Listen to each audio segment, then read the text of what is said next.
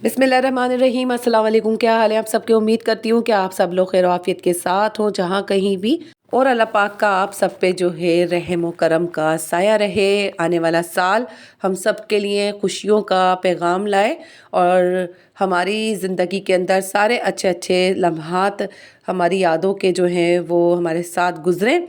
तो इंशाअल्लाह ताला हम सब दुआ गो हैं कि 2024 हम सब के लिए बहुत खैर आफियत का साल हो, आमीन। यहाँ जो है मेरे पास सूरती बेकरी का एक क्लिप रखा हुआ था जो कि मैंने आप लोगों के लिए डिटेल में बनाई थी यहाँ की वीडियो। तो मैंने कुछ सामान यहाँ से परचेज़ किया था जो कि मैंने लास्ट वीडियो में अपनी दिखाया था। तो यहाँ पे जो उन लोगों के लिए बड़ी अच्छी यानी कि अपॉर्चुनिटी है, जो लोग बिगनर्स हैं, जो लोग अपनी व्लॉग स्टार्ट करना चाहते हैं, या अदरवाइज़ जो लोग कुकिंग से रिलेटेड जो भी चीज़ें यहाँ से ख़रीदना चाहते हैं, जो इंटरेस्ट रखते हैं बेकिंग में और चाइनीज़ डिशेज़ वगैरह, जो भी ऑल अबाउट आपको यहाँ पे हर वैरायटी की रेंज यहाँ पे मिल जाएगी। तो ये बड़ी ही ज़बरदस्त यानी कि बेकरी है और इसके अलावा इसके रेट्स जो हैं वो सारे होलसेल के हिसाब से हैं। इवन के यहाँ पे जो है मोज़रेला चीज़ श्रेडेड मिलती है और चेडर भी, तो दोनों आपको जो है केजी के हिसाब से आराम से मिल जाती हैं। यहाँ पे तरीके की यहाँ पे सोया सॉस वगैरह, खुला केचप जो होता है बड़ा, जो बड़े बड़े जो कैन के अंदर होते हैं केचप, इस तरीके के केचप वगैरह आप आराम से बाय कर सकते हैं। जिनको अपने जो ढाबा वगैरह चलाते हैं, जिनको रेस्टोरेंट वगैरह छोटे छोटे से रिक्वायरमेंट होती है चीज़ें, तो यहाँ पे होलसेल के हिसाब से सारी चीज़ें मिल जाती हैं। यहाँ जो है आपको दिखाया जा रहा है साग, जो कि सरसों का साग आज रेडी होगा। तो उधर जो है पालक है, साग मैंने लिया है 1 पाव। तो यहाँ जो है पालक मैंने थोड़ी सी ले ली थी और उसी की ही थोड़ी मैंने ले ली थी कुछ अनियन, ग्रीन लीव्स, पत्तों वाली प्याज। तो वहाँ अदरक मैंने चॉप कर ली थी और थोड़ी सी है यहाँ पे कसूरी मेथी। तो बस इसको बॉईल करेंगे 2 गिलास पानी में, अच्छे से बॉईल करेंगे। और मैं यहाँ पे जो है मिट्टी की हांडी यूज़ करूँगी, तो आप लोग देख लीजिएगा। पहले इसके अंदर मैं बॉईल कर लूँगी भगोने में। इसमें बॉईल आ गया था, 2 गिलास मैंने से ज़्यादा थोड़ा पानी ले लिया था। उसके अंदर इसको बॉईल करना है, अच्छे से इसको गलाना है ढक के। कम से कम 30 मिनट के अंदर ये हमारा साग जो है वो पक के रेडी होगा। आप चाहे ओवर टाइम भी इसको दे सकते हैं। जितना ये पकेगा, घुला मिला सा हो जाएगा, उतना ही ये साग जो है अपना टेस्ट देता है। तो यहाँ जो है मैं डाल दूँगी सारा साग पहले, फिर उसके बाद जाएगा पालक, जो कि मैंने धो लिया था। धोने के बाद मैंने उसको अगेन भिगो दिया था, ताकि ये कि जो भी इसकी नीचे मिट्टी के बैक्टीरिया वगैरह होते हैं वो नीचे बैठ जाएं और अच्छे से ये ड्रेन हो जाए। तो पहले मैंने साग को भी धो लिया था और इसी तरीके से साग को भी भिगो दिया था। तो इस चीज़ का ख़ास ख्याल रखा करें, क्योंकि ये चीज़ें जो होती हैं सारी मिट्टी के अंदर होती हैं और मिट्टी के जो बैक्टीरिया होते हैं वो बहुत ज़्यादा हार्मफुल होते हैं। जितना ये हमें सब्जियां फ़ायदा पहुंचाती हैं, उससे कई ज़्यादा जो है ये हमें, अगर ज़रा सी भी बेहतियाती हो जाती है इनको वॉश करने में, तो ये हमें उतना ही नुकसान पहुँचाती हैं, उससे ज़्यादा। यहाँ जो है पत्तों वाली प्याज भी मैंने शामिल कर दी थी, उसके ग्रीन लीव ले लिए थे। यहाँ पे जिंजर मैंने थोड़ी सी काट के डाल दी थी। और यहाँ जाएगी सूखी मेथी। आपके पास फ्रेश हो तो वो देख लीजिएगा, लेकिन ये कि सूखी मेथी बेस्ट रहती है, क्योंकि फ्रेश वाली आई थिंक जो है वो उबलने के बाद कड़वा सा थोड़ा सा टेस्ट दे देती है। तो यहाँ जो है थोड़ा ऑलरेडी साग भी कसेला सा ही होता है थोड़ा बहुत सरसों का, तो इसलिए। और पालक पालक मैंने बिल्कुल फ्रेश लिया था। आप जितना हो सके पालक जो है वो बिल्कुल न्यूली जो कच्चा कच्चा पालक आता है आप वो लीजिएगा।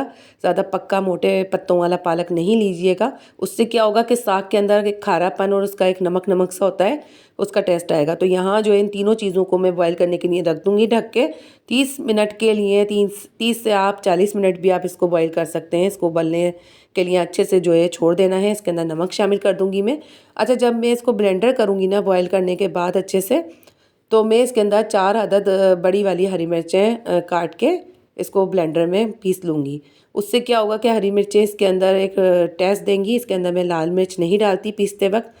वो आपका ऑप्शन है कि आप जो है ऑप्शनल है कि आप जो है आप इसको भगार के अंदर डालें लाल मिर्चें, जैसे चाहे आप खाएं। लेकिन मैंने ये सादा ही बनाया था, क्योंकि मुझे जो है इसका ओरिजिनल टेस्ट ही चाहिए था। तो मैंने इसके अंदर सिर्फ हरी मिर्चें ही डाली थी। और उसके बाद मैंने जो मिट्टी की हंडिया है उसको प्री हीट कर लिया था पहले से, क्योंकि इसको हीट अप होने में जो है टाइम लगता है। यहाँ जो है मैंने साग को ब्लेंडर में करने के बाद हरी मिर्चें 4 अदद डाल के जस्ट इसको अब मैंने गरम वाली देगची में जो है शिफ्ट करना है, यानी उंडेल देना है सारा। तो अब क्या करना है कि सिर्फ इसको पकाना है। जब तक कि ये पक जाएगा ना अच्छे से, इसके अंदर एक उबाल सा नहीं आ जाएगा, तब हमने जो है इसके अंदर डालना है 2 टेबल स्पून भर के गंदम का आटा। उससे इसका टेक्सचर जो होगा वो थोड़ा सा क्रीमी स्मूथ सा हो जाएगा, जो कि एक साग का होता है। क्योंकि जब तक आप साग में आटा नहीं शामिल करते तो ये एक जान सा टेक्सचर नहीं देता, ये थोड़ा सा फटा फटा ही रहता है। तो बस यहाँ पे जो है मैंने ये शामिल कर दिया था। अब आ जाएगी भगार की बारी।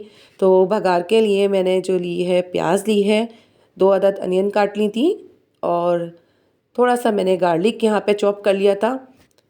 तो बस यहाँ पे जो है मैं ये दोनों चीज़ों का भगार लगाऊंगी। तो आपने जो है भगार अच्छे से लगाना है। इसके बाद आपको जितने चाहे डेज़ आप इसको फ्रीज़ कर सकते हैं, नाश्ते में खाएं, शाम में खाएं, या आप बाजरे की रोटी या फिर चावल की रोटी है उसके साथ भी खा सकते हैं। तो यहाँ जो है साग अच्छे से पक चुका है, घुल मिल सा गया है, और आटा भी डाल दिया था मैंने, आटे को भी पका लिया था। अब यहाँ पे जाएगा जो मैंने होममेड मक्खन निकाला था मलाई से अभी रिसेंटली। तो जो पहले निकाला था वो तो कब का ख़त्म हो गया था, ये मेरे पास दोबारा से मलाई स्टोर हो गई थी, तो मैंने उसका ये मक्खन निकाल लिया था। तो बस ये मैंने सुबह ही निकाल लिया था क्योंकि मुझे ये रेसिपी भी देनी थी। तो बस यहाँ पे ये मक्खन चला जाएगा 1 टेबल स्पून भर के, तो इसको शामिल कर देंगे इसके अंदर, और फिर बनाएंगे हम इसका भगार। तो भगार के अंदर मैंने आपको बताया है जो जो चीज़ें, तो बहुत से लोग इसको भगार कर भी साग को चढ़ाते हैं।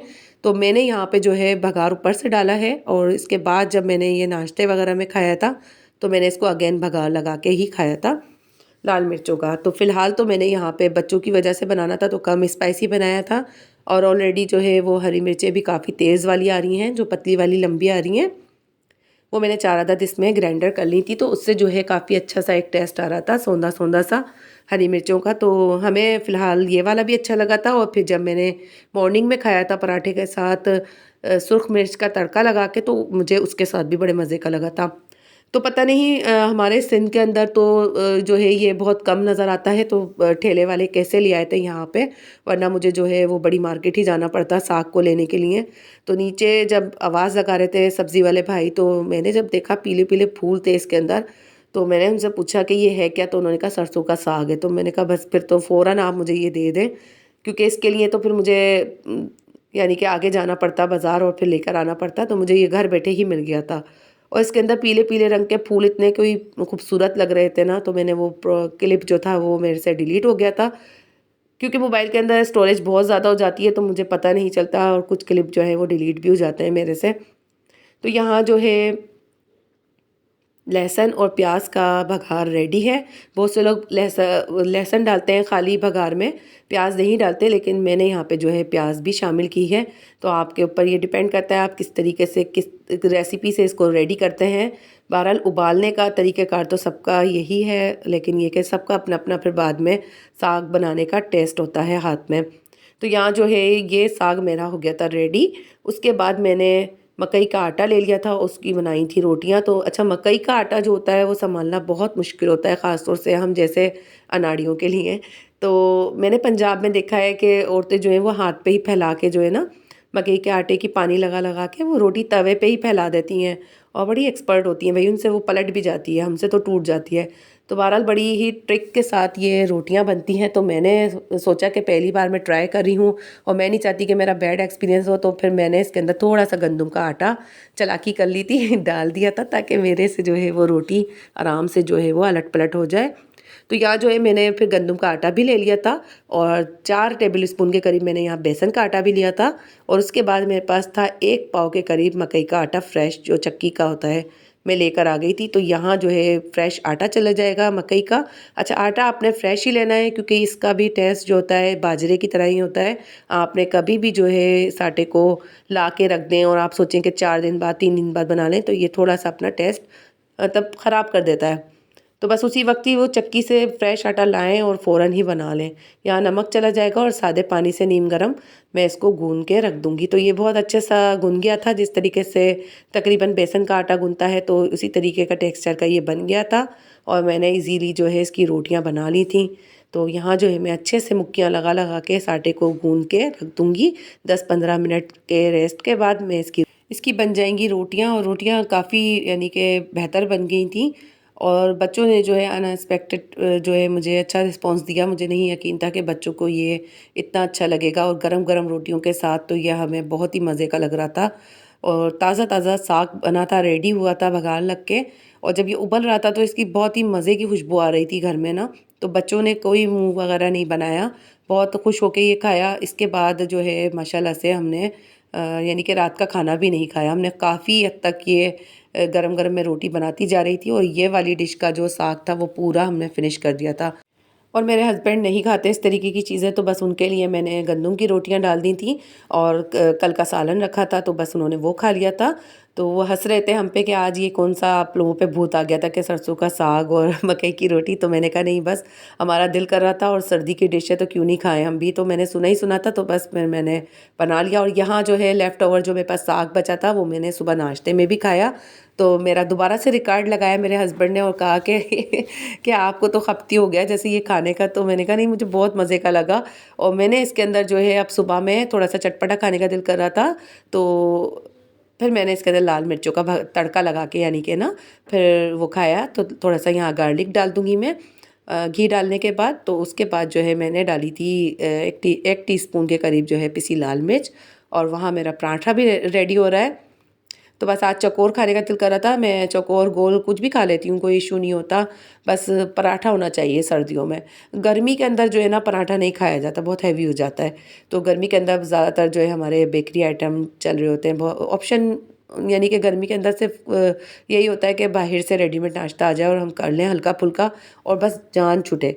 और सर्दी के अंदर ये होता है कि यार आज सुबह जो है ना क्या पकाना है, एहतमाम करना है नाश्ते का और एक अच्छी सी ना मॉर्निंग स्टार्ट करनी है। तो दिल कर रहा होता है कि कुछ अच्छा सा बनाएं, मेहनत करें, क्योंकि सर्दी के अंदर वाकई में ही स्टार्ट अच्छा लेने का दिल करता है। मौसम भी अच्छा होता है, आपके मैदे भी इजाज़त दे रहे होते हैं। तो ऐसे नाश्ते तो फिर हमें हज़म भी नहीं होते ना यहाँ से, इनका तो वेदर ही ऐसा है। तो बस यहाँ का पानी कुछ हाजिम नहीं है ना, तो इस तरीके के नाश्ते हम सर्दियों में ही एंजॉय करते हैं। तो ये सौगात होती है साल की 3 महीने 2 महीने की, जो कि हम लोग एंजॉय करते हैं। और मैं नाश्ता जब अपना रेडी करके लेके गई थी कमरे में तो मेरे हस्बैंड स्टिल मुझे देख देख के हंस रहे थे। तो मैं उन्हें इतना इग्नोर करके मज़े ले लेके खा रही थी ना, सच्ची इतना मज़ा आ रहा था उनको चिढ़ाने में।